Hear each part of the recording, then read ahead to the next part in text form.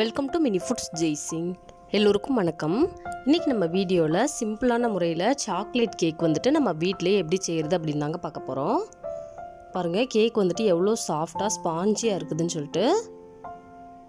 நம்ம இந்த லாக்டவுன் டைமிங்கில் பர்த்டேக்கு கூட இது போல் வந்துட்டு வீட்டில் கேக் வந்துட்டு செஞ்சு சாப்பிட்லாம்.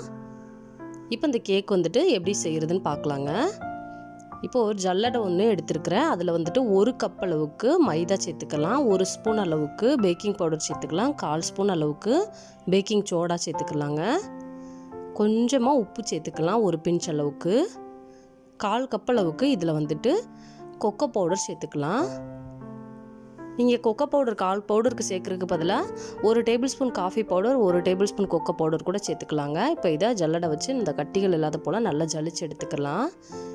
ஜலிச்சு எடுத்துகிட்டு இது போல் எல்லாத்தையுமே நல்லா கலந்து விட்டு வச்சுக்கலாங்க. இப்போ ஒரு பவுலில் 2 எக் எடுத்துருக்கிறேன், 1 ஸ்பூன் வெனிலா எசன்ஸ் எடுத்துருக்கிறேன், 1/2 கப் அளவுக்கு சுகர் எடுத்துருக்கிறேன். அதில் பாதி அளவுக்கு சேர்த்துக்கலாங்க. சேர்த்துட்டு இது போல் பீட்டர் வச்சுட்டு நல்லா வந்துட்டு அடித்து விட்டுக்கலாம். இந்த எக்கோட கலர் வந்துட்டு நல்லா மாறிட்டு ஃப்ளஃபியாகி வரும். இப்போ மிச்சம் இருக்கிற சுகரையும் சேர்த்துக்கலாங்க. நீங்கள் விஸ்க் வச்சு கூட நல்லா வந்துட்டு இது கலர் வந்துட்டு நிறம் மாறுற மாதிரி அடித்து விட்டுக்கலாங்க. பாருங்கள், இது போல் நல்லா ஃப்ளஃபியாக வர மாதிரி அடித்து எடுத்துக்கிறணும். இப்போது நல்லா இது போல் அடித்ததுக்கப்புறமா இதில் 1/4 கப் அளவுக்கு உருக்குன வெண்ணெய் வந்துட்டு ஆட் பண்ணிக்கலாங்க. நீங்கள் வெண்ணெய்க்கு பதிலாக 1/4 கப் அளவுக்கு சன்ஃப்ளவர் ஆயில் கூட ஆட் பண்ணிக்கலாம். இப்போ இதையும் சேர்த்துட்டு நல்லா 1 நிமிஷத்துக்கு இது போல் அடித்து எடுத்துக்கலாங்க. அடித்து எடுத்துட்டு அந்த கலவையில் நம்ம ஏற்கனவே கலந்து வச்சுருக்கிற மாவை வந்துட்டு சேர்த்துடலாம். சேர்த்துட்டு இது போல் பொறுமையாக கலந்து விடுங்க. இப்போது ரொம்ப அடித்து கலக்கக்கூடாது. இது போல் கொஞ்சம் கொஞ்சமாக சேர்த்துட்டு பொறுமையாக கலந்து கொடுக்கணும். பாருங்கள், இது போல் நல்லா கலந்து கொடுத்துட்டு 1/2 கப் அளவுக்கு காய்ச்சி ஆற வச்ச பால் எடுத்துருக்கிறேன். அதை வந்துட்டு கொஞ்சம் கொஞ்சமாக சேர்த்துட்டு கட்டிகள் இல்லாத போல் கலந்து கொடுத்துக்கோங்க.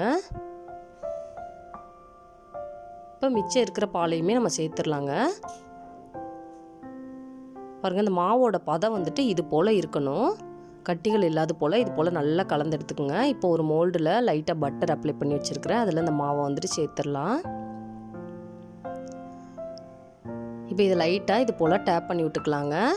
இப்போ ஒரு பாத்திரத்தை 10 நிமிஷமாக அடுப்பில் வச்சுட்டு சூடு பண்ணி வச்சுருக்கிறேன். அதில் வந்துட்டு ஸ்டாண்டு போட்டிருக்கிறேன்.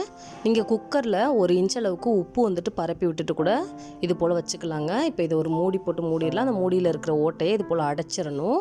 இது வந்துட்டு ஒரு 35லேருந்து 45 மினிட்ஸுக்கு மீடியம் ஃப்ளேமோட கொஞ்சம் கம்மியாக வச்சுட்டு வேக வச்சு எடுத்துக்கணுங்க. பாருங்கள், நல்லா வெந்துருச்சு, கொஞ்சம் கூட ஒட்டவே இல்லை.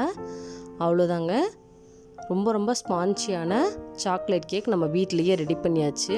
நீங்கள் இதில் மேலே வேணால் க்ரீம் இதெல்லாம் கூட அப்ளை பண்ணிக்கலாங்க. இந்த வீடியோ உங்களுக்கு பிடிச்சிச்சுன்னா லைக் பண்ணுங்கள், கமெண்ட் பண்ணுங்கள், உங்கள் ஃப்ரெண்ட்ஸ் அண்ட் ஃபேமிலிஸ்க்கும் ஷேர் பண்ணுங்கள். இதே போல் சிம்பிளான ரெசிபிஸ் வீடியோ தொடர்ந்து பார்க்குறதுக்கு மறக்காமல் நம்ம mini foods Jaisingh channel subscribe பண்ணுங்கள். தேங்க்ஸ் ஃபார் வாட்சிங்.